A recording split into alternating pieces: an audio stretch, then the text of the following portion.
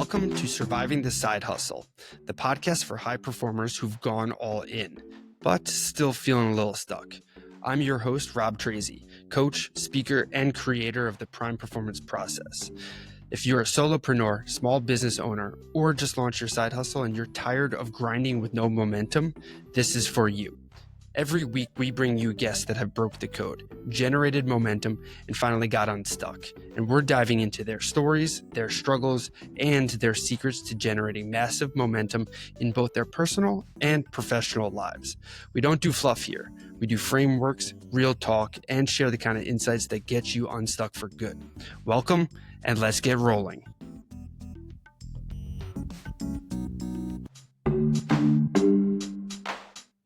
But before we dive in, I gotta remind you, if you're overwhelmed, spinning your wheels, or just tired of hustling without the results, it's time for a Prime Performance Strategy session.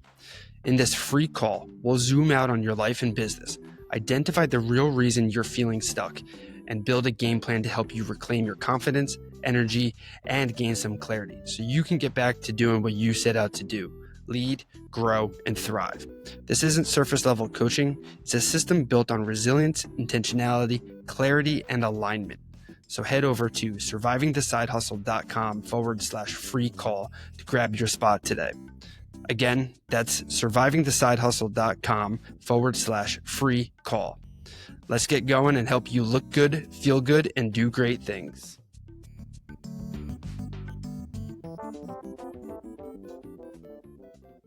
What's going on, everybody, and welcome back to another episode of Surviving the Side Hustle.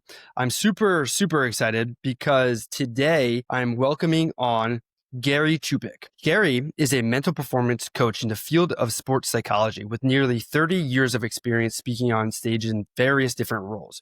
He's an entrepreneurial-minded individual who focuses on topics like mindset, mental performance, and leadership.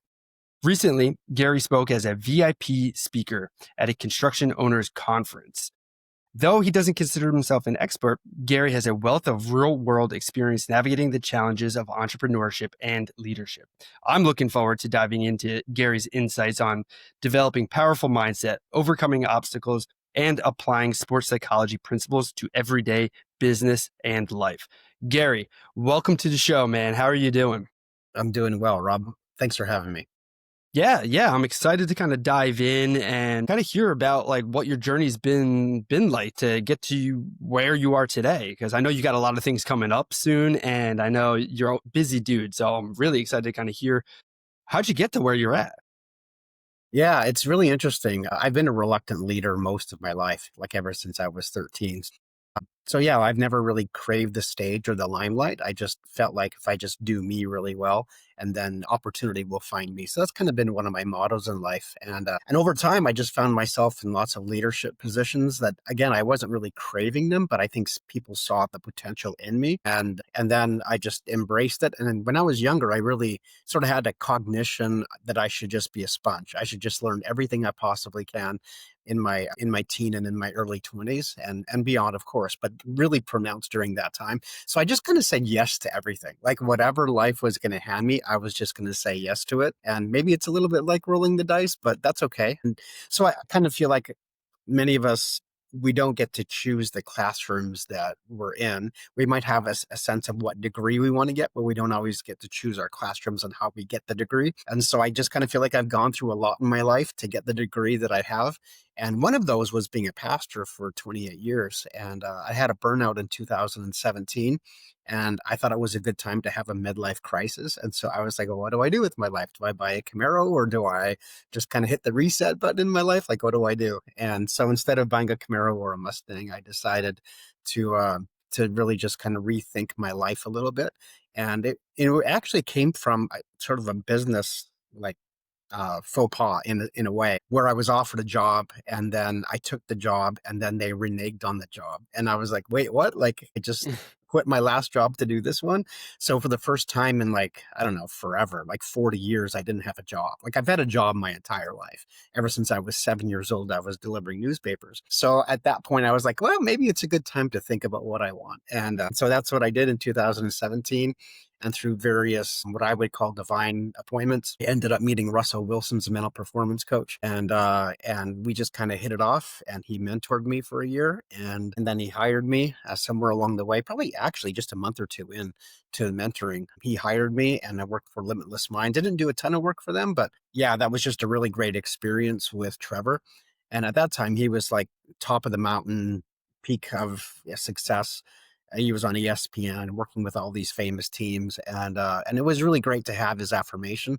Like just when you think might not be able to do something, or you can't do something, or you have imposter syndrome, when someone of that caliber says, I think you have what it takes. It's like, really, like you really think that? So maybe that affirmation or that permission was really helpful to me. And then in 2019, I dove in and just started to develop my own business. So of course, I have a bad habit of starting businesses at the worst time.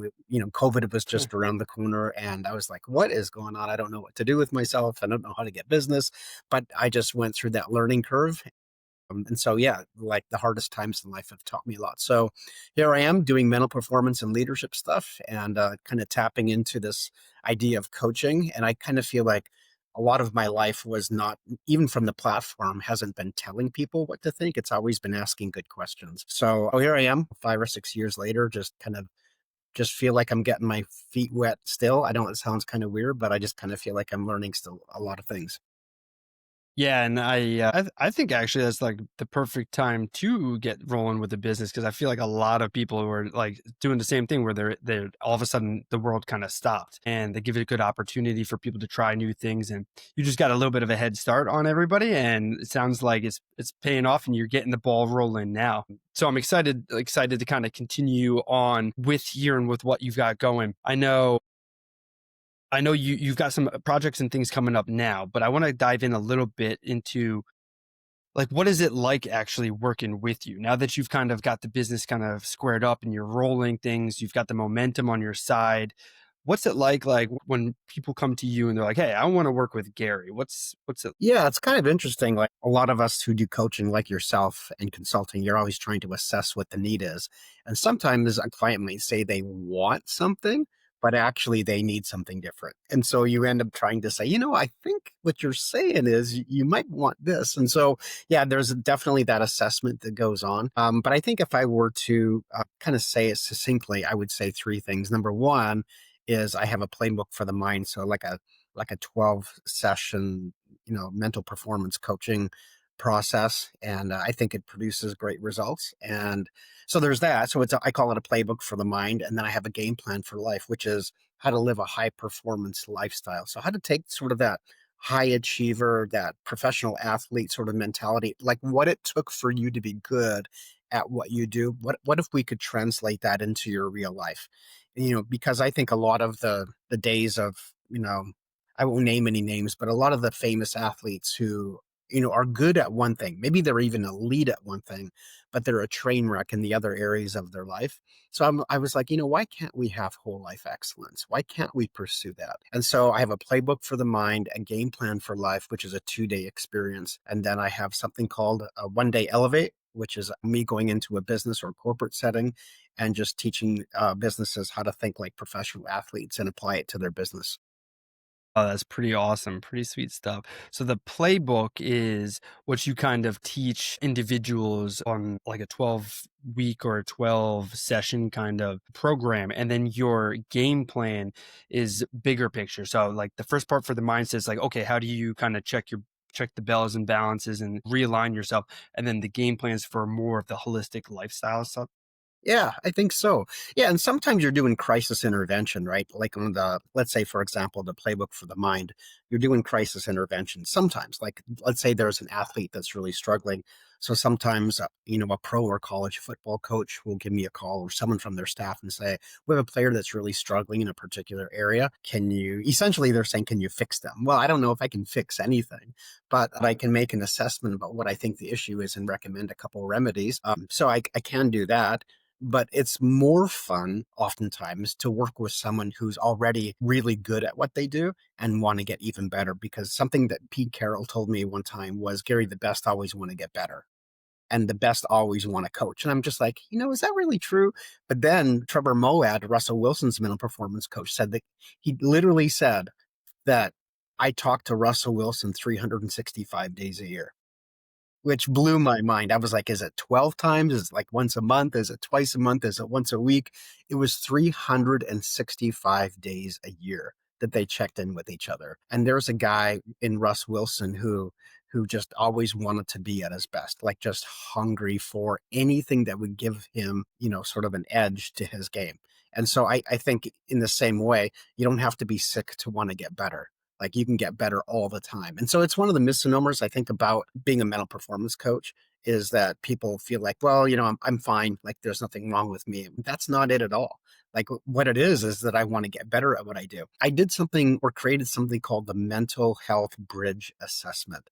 And basically it's just a diagram and it has 4 pillars. And on the far left, it has the crisis pillar. So a lot of people are on that crisis pillar.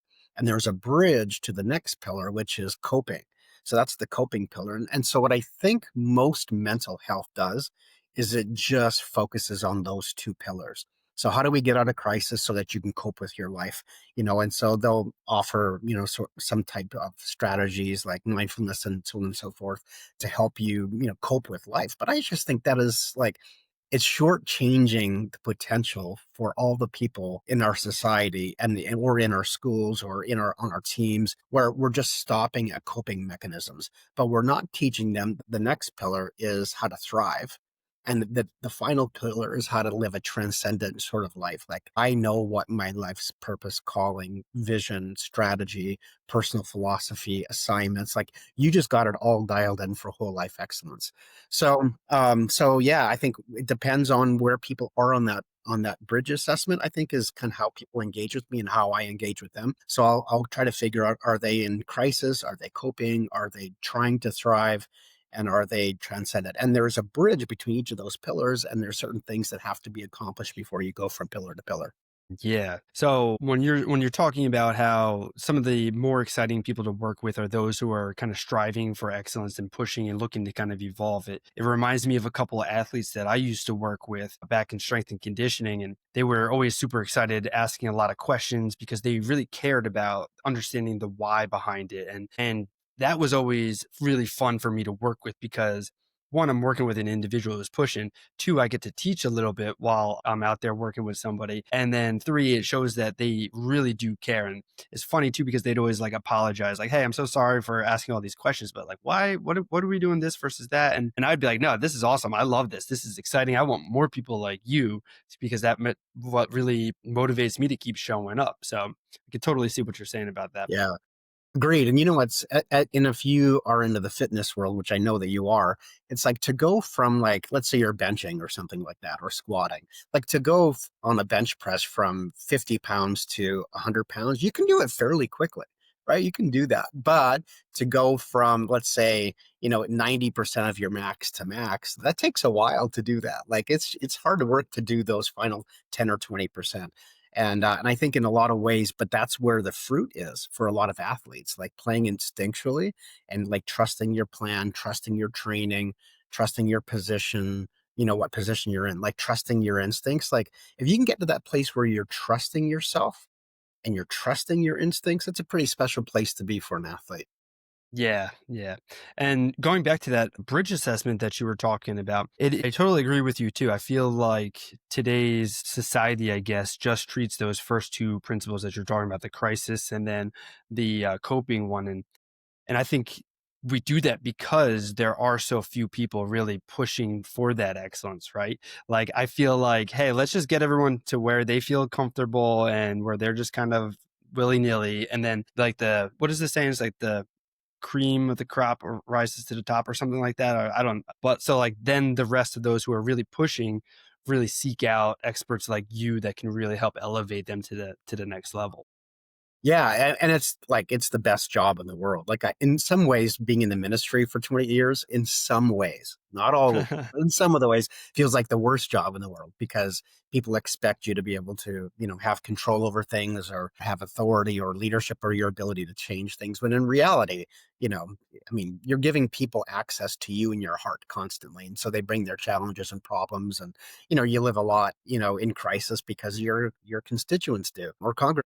And but what I do now is like, now I get to work with people who are highly motivated and want to figure out how to spend, how to spend their life. Like, for example, there was one lady out of Calgary, Alberta, who husband died in his sleep. They owned a business, and he died in his sleep at around 60 years old. And his Jeez. wife turned over, and there he was. He had passed away, and she was 60 years old. And then she looked me up and she said, "Gary, I want to do a game plan for life because I want to know how to maximize my last 10 years. Like, I feel like I got 10 years in me that I want to just maximize. And so what do I do?" And so it was like stuff like that, is just so cool. And then to see her living that out is just, it's hard to describe the fulfillment that I feel in my life right now, because I get to, know people really well and get to unlock and unleash them on the world. Yo, what's up? Sorry for interrupting. It's me, Rob. If you've been listening and thinking, man, I just know I'm capable of so much more, but something's just really not clicking, well, I've got something for you. It's called the Prime Performance Personality Quiz. And in just a few minutes, you'll uncover what's actually slowing you down. So whether it's a mindset block, energy drain, or a lack of clarity, this quiz is going to give you specific insights to help you build momentum again. Again, this quiz is free, fast, and honestly, freakishly accurate. So take it now over at survivingthesidehustle.com/quiz and stop spinning, start winning today. No, that's awesome. Very, very inspiring stuff. And I can see that it's really fulfilling you up too, working with a lot of great individuals. But I wanted to ask you, what are, like, when you do have somebody who's coming to you and they are motivated and they're looking to get better, but they're still struggling to get through, what are some of those like challenges or obstacles, I guess, you see individuals when they're trying to get better and they're in like the early stages and they're trying to get to that excellence? Yeah, it's really interesting. Like, it's like you and I are both students of people, right? Like, we're just always learning and always growing. And I'd love to ask you the same question because I'd really be interested in hearing what you have to say. But oftentimes people are stuck, and being stuck is a really interesting place because I've been stuck many times. In fact, I'm probably stuck in some areas right now. Like I have those areas that I just feel like I don't know what to do. But typically it's because they want two things. It's like they're stuck in between A and B, and they don't want to sacrifice too much on one side to get to the other side. When in reality, it's impossible not to. In other words, Thomas Sowell, the great historian and economist, he said that everything in life is a trade off. There is nothing that isn't a trade off. You're always trading something for something else. And that is just so freeing to me for some reason. I'm just like, oh, yeah, I mean, I'm going to trade this for that. And am I willing to make that trade? Is there enough value there for me? And so I feel like when people come to me and they feel pretty stuck, it's like, oh, they're probably in the in between, and it's really costing them something. Like, there's a high cost to hesitating. There's a high cost to not making a decision, and there's opportunity lost there as well. I was told one time where I read a book about a guy who went to Africa, and between two countries, and I don't remember the name of them, but between two countries, there was this middle border, and it was about 100-yard space. Maybe it was 50 yards. I think it was 50 yards, 50-yard space between the two countries. And there was like a 30-foot chain link barbed wired fence in between the two countries. And people lived inside of the fence because it was safer there, because the two countries were at war with one another, but it was safer there. And who's to say whether, like, I don't know where I would pick to choose one country, the other, or stay in the middle. I can't really say. But he went on to talk about the space in between making a decision on being, one place or the other. So the in between space, you really do feel caged, and you really are stuck. And sometimes we choose to, pick the safe thing rather than the thing that costs a little bit or that might be risky, but it might actually be our freedom. Man, I love that. You beautifully said, and I feel strongly about that too. I remember when I was younger and I used to always just be like, "Nah, I don't care. Whatever. What do you want to have for dinner? Oh, I don't care. Just get me whatever. Pizza, I don't care. Blah blah blah blah." And then I thought I was doing whose ever friend's house I was at or whatever I was doing wherever I was. I thought I was doing them a favor by just letting them choose. And then it would always go back and forth. And we eventually end up ordering something that neither of us really cared about because we waited too long. And I remember at a young age, I was like, all right, you know what? I'm going to get good at making decisions. I'm going to start making a decision and then owning it if it's the wrong decision. But then that's how I'm going to learn to make better decisions faster. And I love exactly what you were saying before. That leads right to that. That is so good. I mean, I've had the privilege of counseling hundreds, if not thousands, of couples. And one of the things that I noticed in late teens and almost all throughout the 20s, and it's almost always with young men, is they have this phobia of making decisions. And so when you're in your teens and your early 20s, it's kind of cool, right? Like, what do you want to do? I don't know. What do you want to do? Hey, man, I'm just chill, and you don't exercise this decision making muscle. And as you get older, you realize, man, that doesn't work for me because when I don't speak up, I end up doing something that I don't want to do, which happened to me all the time. And I'm a people pleaser too. So it was especially bad for me. And it wasn't until my early 40s, believe it or not, my early 40s, I did this test and this personality test, and it said that my people pleasing side or my agreeableness was so high that I didn't really know who I was. I was like, "What? Are you kidding me?" And so the remedy is to start making a bunch of decisions that might upset the people around you, but they're your decisions. So I just decided for the next 12 months to be an ass. Like that's really true. Like I was just like, if I don't want to do it, I'm not going to do it. And then you let the chips fall where they may and see if they stay your friends or if you figure out who your friends are. And that was a really fascinating experiment, which a year later I took the same test and I said I was truly an ass. Like I did this 180 reversal and it felt so good. But I had to learn that. I had to learn how to exercise that muscle, that decision making muscle that you're talking about. And it was really one of the most freeing things I've done. Now in my life, what I'm trying to do is remove hesitation. And it's a lot of what I do with my clients because back to your original question is a lot of my athletes and people that I work with, they hesitate. And hesitation in sports is unbelievably costly. And so, how do you remove hesitation from a decision that you have to make, or making a move, or playing instinctually? And there is no other way other than to trust yourself, like trust your plan, trust your training, trust your instincts. And so, you got to go. You just got to go. And if you're wrong, then you're wrong. But you can course correct along the way. That's the good news. And so, how do you build trust? Yeah, I don't think there's any other way to do it than to engage with the thing that you fear, face it head on. And I really say it in two different steps. Number one is that your preparation is crucial. Like if you're gonna like remove the hesitation, you have to build confidence. And there's only two ways to build confidence. There is only two ways. People talk about, you know, sort of like I call it like a faux advice, from society or whatever. And everyone talks about how to, but to me, as a like, and you might be able to relate to this. It's like in the professional sports world, there's only two ways. Number one is to prepare. So if you go and if you're going to play a game, you have to prepare. Because if you don't prepare, why would you feel confident if you haven't prepared? You're going to give a speech. And I know you do a lot of public speaking. Imagine going on a stage where you didn't prepare anything. You might be able to pull it off a couple times because you're a smart guy, but like long term in the right space, now you can't just wing it. And so number one is preparation. So you can feel more confident when you're prepared. And number two is what I call prove it.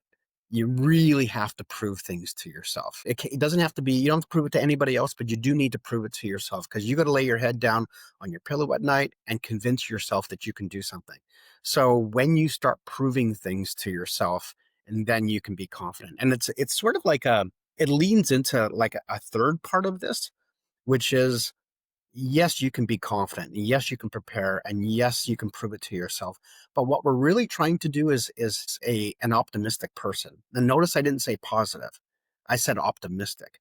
So positivity to me is like, I don't know, it's like dirty fuel. It's like it works for a while, but then it doesn't work. And so you get toxic positivity, or you have positivity that you have to lie to yourself that you can do something when you actually can't. But you're being positive, but you really can't do it. You haven't put in the time, effort, you haven't prepared. So the positivity can be helpful in the short term, but in reality, what we want to do is produce optimistic people and optimistic high achievers and optimistic athletes. And why? Well, because optimism always requires a reason for you to be optimistic. So if you were saying, Gary, I'm going to jump out of a plane, I'm going to be like, well, what gives you sort of a reason to believe that you can do this? Like, what is it? And if you say, well, I have no reason to be optimistic, I haven't given myself that, I'm like, you should probably not jump out of that plane. But if you've taken classes and you've prepared and you've done everything you can, then yeah, you can feel optimistic that you can do something. And so what we want to do is build optimistic people, not just positive people. Wow, I love that. I love that distinction too. That was really, really well said. That's powerful stuff there. And I like that you're pointing towards the preparation and the building the confidence and the preparation and experience going through things really creates the competence so that you can actually do that. And then I believe that same way is like the more that you do it, the more experience you get under your belt, the more confidence that you build, the more confidence you have, the more competence comes along with that. And then you can continue to create and move forward. And I think the only going back to what you were saying, where I might be able to kind of wing it on stage because smart guy and stuff. I don't think it's because of smart guy. I think it's because of the experience. So in a way, I already am a little bit prepared.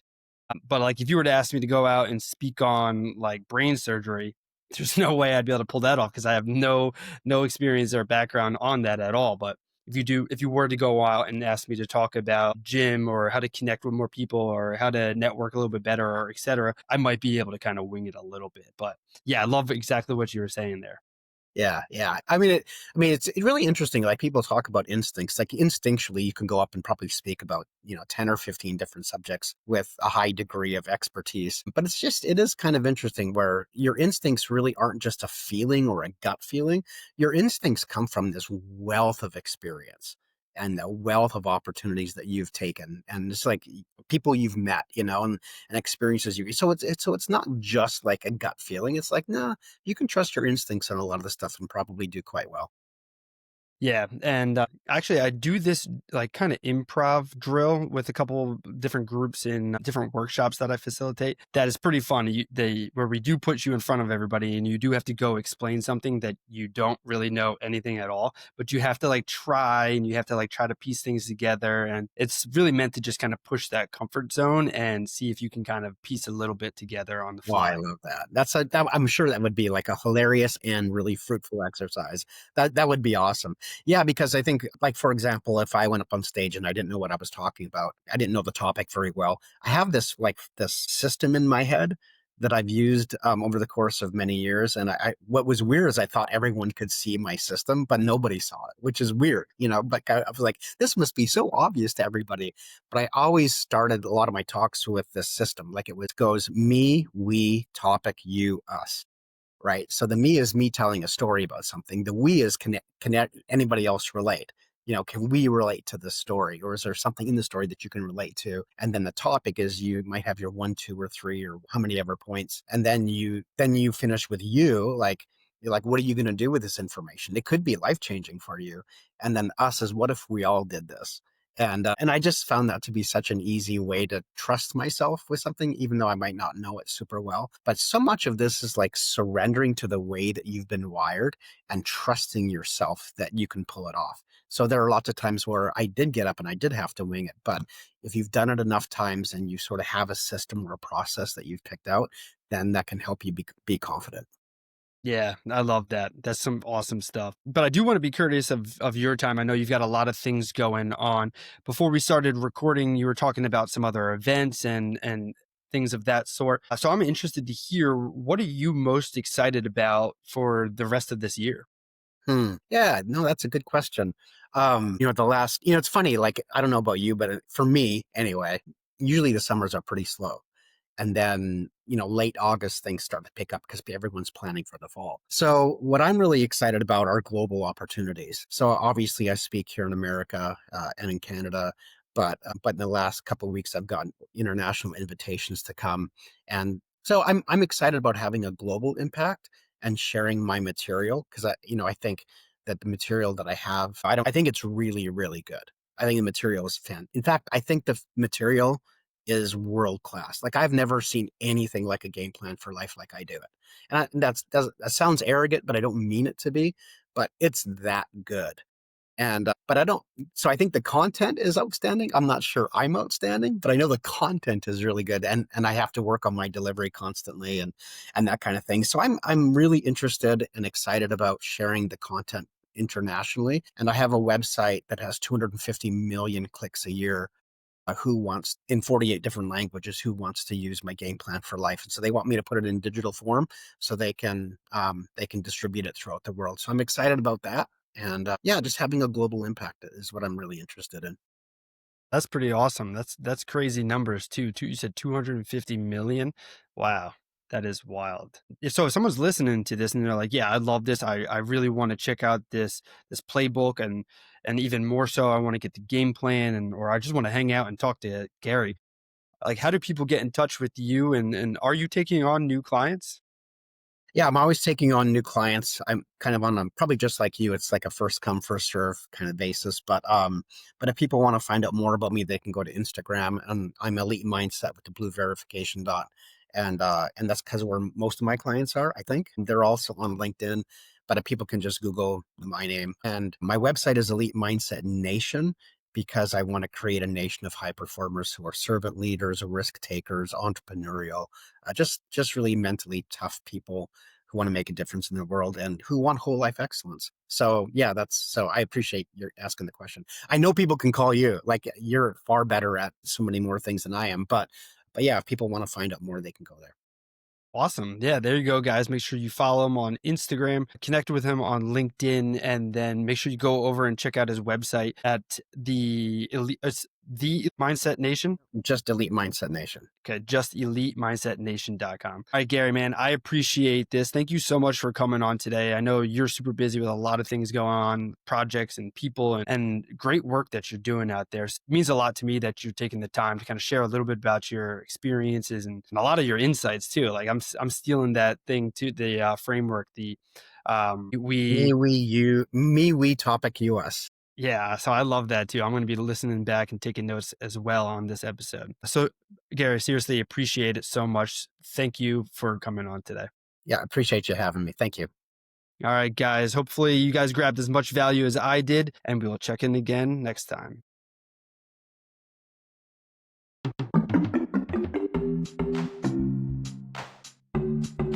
And that's it for this episode of Surviving the Side Hustle. If you found this valuable, the best way to support the show is to rate and review on Apple or Spotify. It helps get the show in front of more driven individuals just like you, and helps them discover the tools to get unstuck, break through burnout, and build something real. And you can always connect deeper with me, our guests, or grab free resources at survivingthesidehustle.com/Rob. Whether it's a strategy call, the Prime Performance Personality Quiz, some of our products, or just to check out our free content library.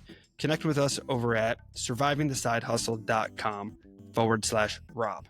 And hey, remember this, you weren't meant to just grind. You were built to grow. So stay conscious, stay committed, and keep showing up. Peace, guys.